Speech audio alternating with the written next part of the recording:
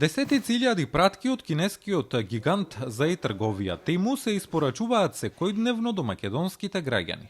Директорот на приватната пошта екологистик сервис Игор Гешовски за гласот на Америка на македонски вели дека очекува нарачките од оваа кинеска платформа во идниот период да се зголемуваат.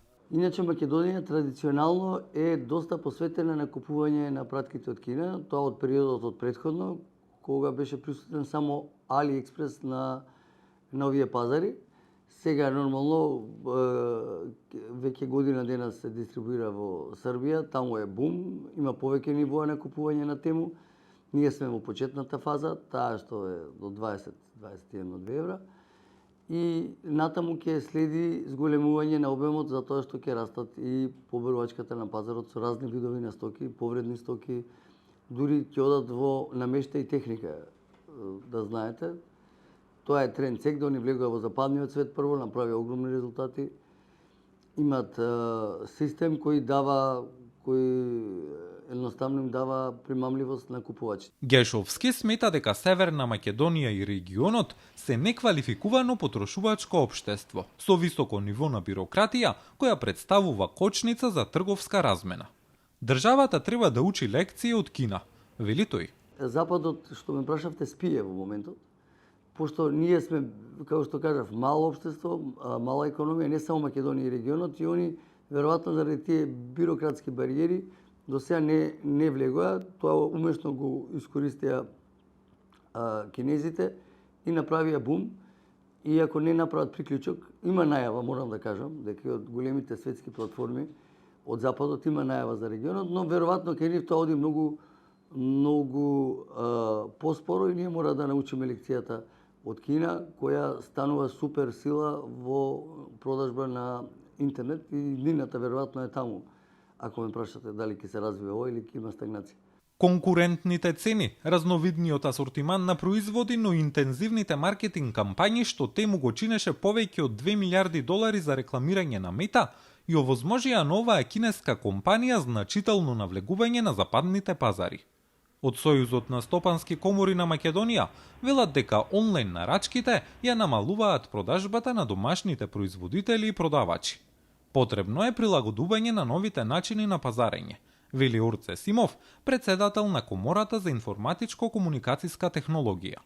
Ваквите кинески онлайн платформи се доста популарни во целиот свет и многу со Македонија Кина има огромна размена и диспаритетот на извоз и увоз со Кина е огромен и е неповолен за Македонија. Тој однос е некаде 1:20. Ние увезуваме од Кина производи во вредност од над милиарда евра, а извозот е само 50 на милиони евра. Значи односот е многу неповолен за нас и ние во трговската размена со Кина правиме голем дефицит. Меѓутоа, ние треба да се прилагодуваме на сите овие состојби, затоа што интернетот, глобализацијата овозможуваат поголема мобилност, плаќањата се олеснети, може едноставно да се плаќа на некои такви платформи, производите се доста ефтини и се атрактивни за македонските купувачи.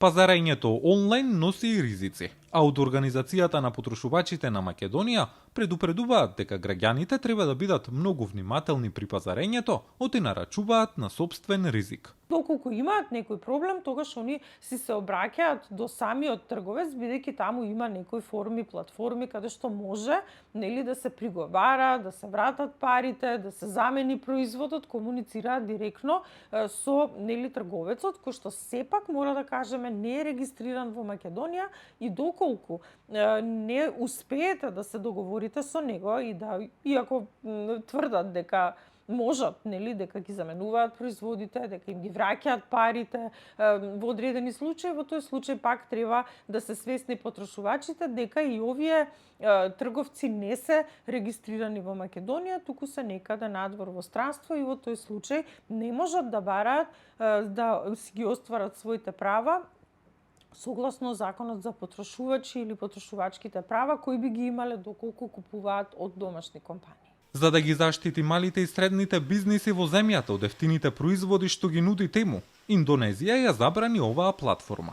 Ваквиот потек го следеше и Виетнам, кој го суспендира работењето на овој кинески онлайн трговец, откако Тему не го исполни владиниот рок да ја регистрира компанијата до крајот на ноември. Од македонската царинска управа велат дека секоја стока што се купува преку интернет при влез на царинското подрачје во државата мора да ги следат и почитуваат царинските прописи. Севкупната странска стока што влегува во нашето царинско подрачје подлежи на царинска контрола, така што и оваа стока подлежи на царинска контрола со тоа што значи согласно нашите прописи стоката која што е со вредност до 22 евра во денарска противредност е ослободена од плаќање на увозни давачки и ДДВ, стоката над 22 евра до 90 евра во денарска противредност плаќа само ДДВ, додека стоката која што е со вредност над 90 евра подлежи на целосна царинска постапка со плаќање на сите увозни давачки. Платформата Тему е основана во 2022 година во САД, како подружница на PDD Holdings, чија што матична компанија Pinduoduo е со седиште во Кина. Оваа платформа беше под лупа на САД, откако во извештајот на Конгресот од минатата година, компанијата беше обвинета дека не успеала да спречи да се продаваат стоки направени со принудна работа.